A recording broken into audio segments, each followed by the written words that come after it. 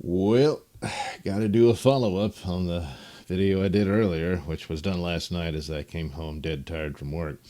That I didn't think Henry Cavill was going to be coming back as Superman and was probably moving on to some Mass Effect project, whether that's a film, TV series, or someone suggested in my comments that his image would be used in a new video game or something.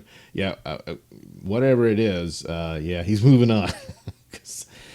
J.J. Abrams, with long rumor that he was going to take on Superman, he's rebooting it with Ta-Nehisi Coates. Yeah, who at best is a very boring writer when it comes to his comics. At worst, well, you know. Um,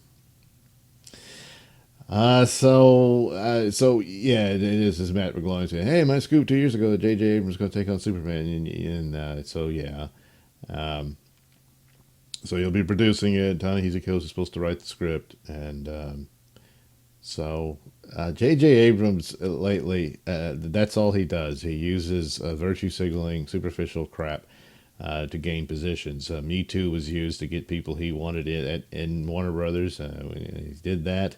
And a lot of this stuff about, hey, well, the Snyder Cut's coming. Maybe this opens up the Snyderverse and we'll get more. So, no, you're not going to get it. And I think a lot of people are saying, oh, it's the old crowd at Warner's and whatnot. And to some extent, sure. But I think it's J.J. Abrams is blocking that. um, So he says, "Oh well, Henry Cavill returned for the and deadlines. He's eager to get back in the cape. Yeah, he wants to play Superman, but it's not happening. At best, he might get some cameos in the Shazam films, but that's probably the chances of that is weakening as we go forward. There's already been apparently Twitterverse wants to cancel him because he dated Gina Carano. So yeah, gee, I wonder how that got started. So there you go. Then they go on about Ta-Nehisi Coates. He writes for the Atlantic, all this racial politics, which was his bread and butter, and for cultural and social political issues, specifically that of African Americans and white supremacy. And by white supremacy, he means there's white people in the world, and that's a bad thing. And white supremacy is someone who's white who is being white because he was born white. So his comic books were terrible, and like I said, at best they were boring. But JJ just wants the name. So Ta-Nehisi, what's he gonna write? I don't know. Says, oh, there's an update. They comment. Oh, they? Well, let's see. Well, it's an exciting new way to see the Man of Steel. So my guess is it'll be Black Superman. So either Calvin Ellis, who was just a ripoff of Barack Obama as Superman. That's what he was. He was literally president and all that stuff. The better version is Val Zod, but Ta-Nehisi Coates will ruin that too. Just ruin that character. Because he had an interesting story and whatnot, but it's all this multiverse type thing, and they're going to embrace the multiverse. So you could have Henry Cavill be Superman, and I'm dubious of that, and I don't think J.J. Abrams is interested in anyone else doing their Superman going forward. Which is odd that the CW Superman and Lois show was as good as it was.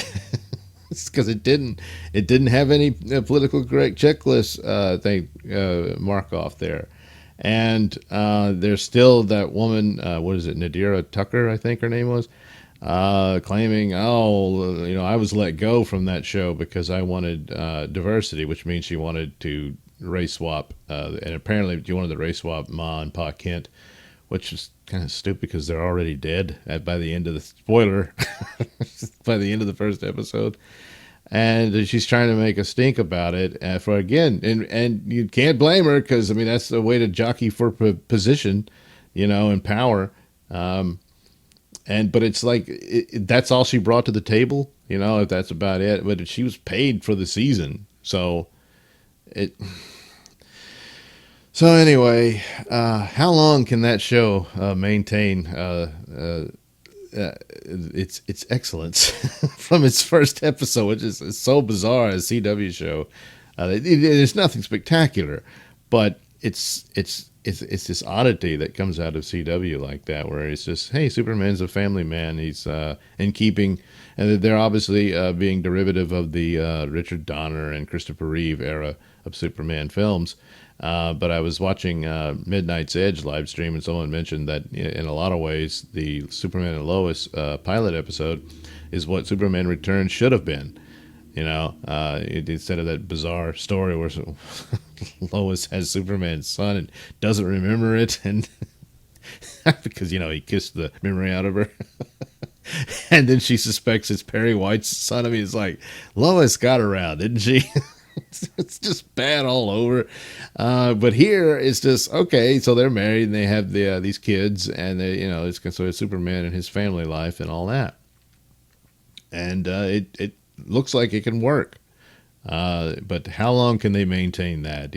How long can they not bend the knee to the Twitterverse?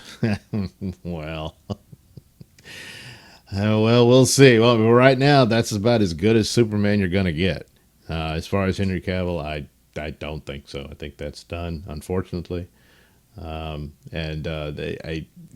This cancel Henry type thing percolating, I think that's part of the deal. Because the idea of him doing another Superman film is pretty popular. So it seems like a no-brainer. But, geez, I tell you, the leftist cult reigns supreme in Hollywood, despite the damage it can do to your properties. So this is what they'll do. And the idea that it's going to be anything good is, at best, it'll be boring and kind of stupid. But this exciting new way, and all they ever want to talk about is how he changed the world with his books on race and stuff. So if a white actor is playing the character, he's going to apologize for being white throughout the entire movie. But I think it'll. But I don't even know if they'll even bother with Val Zod or anything like that. They'll, he's Kal-El, and this is the new Clark Kent, and the idea that Superman was a white character, which I guess technically he wasn't. He was from Krypton, but it is racist in and of itself, because being white is what racism is. Yeah.